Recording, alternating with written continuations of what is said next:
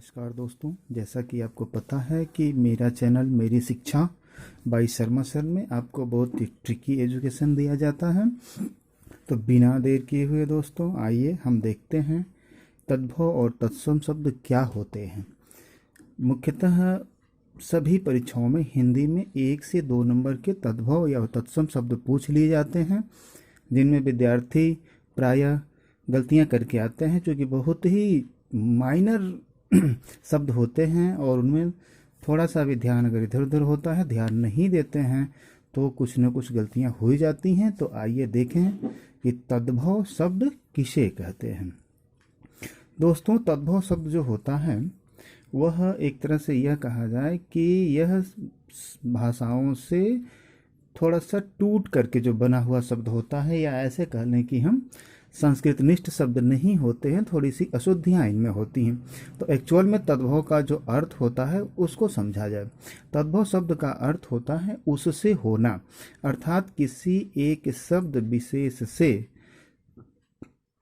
यह टूट करके बना होता है, किसी एक भाषा विशेष से यह शब्द आए हुए होते हैं। चूँकि इनको जर्नी में ज़्यादा समय लगता है और यह शब्द जर्नी पार करके आते हैं, तो पार करके आते आते धीरे धीरे इन शब्दों में परिवर्तन हो जाते हैं और वहाँ के आम बोलचाल के हिसाब से यह शब्द मूल न रह करके इनके शब्द बदल जाते हैं। ऐसे शब्दों को हम तद्भव शब्द कहते हैं।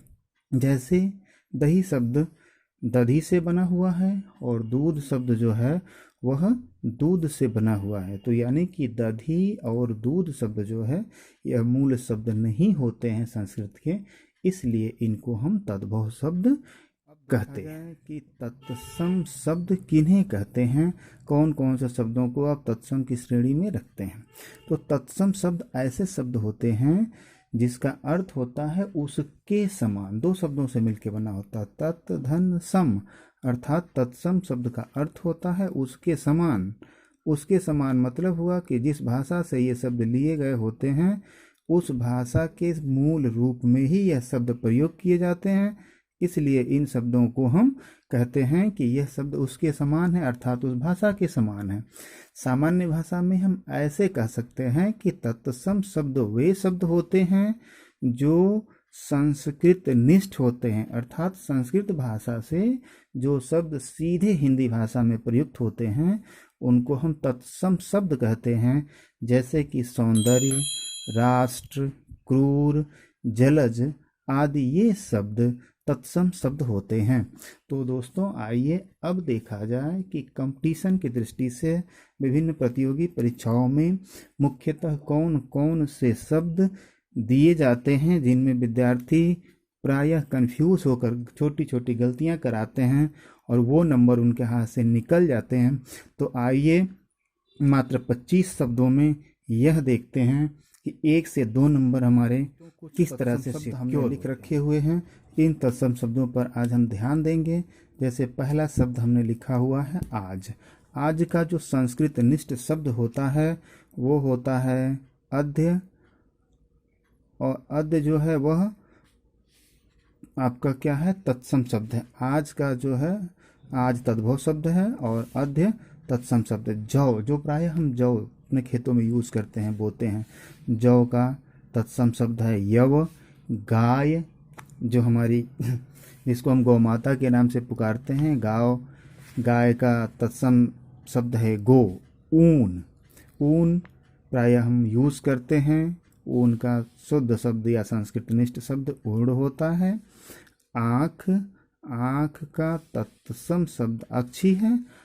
आम, जो विटामिन ए का भरपूर स्रोत होता है, आम का शुद्ध शब्द आम्र होता है।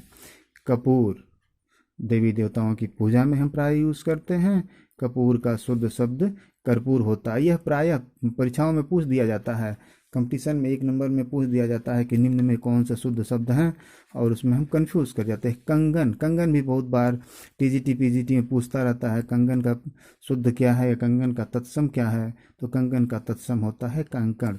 गेहूँ, गेहूँ का तत्सम शब्द होता है गोधूम। दही शब्द का तत्सम शब्द होता है दधी।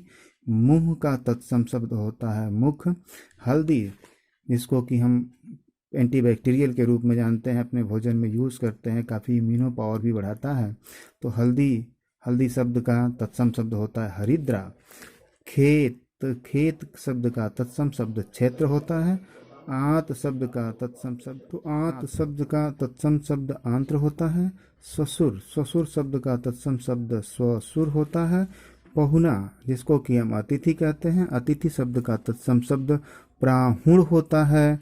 और अगला शब्द होता है अंग, अंगोछा, जिसको हम नहाने के बाद से शरीर पोंछने वगैरह का प्रयोग करते हैं।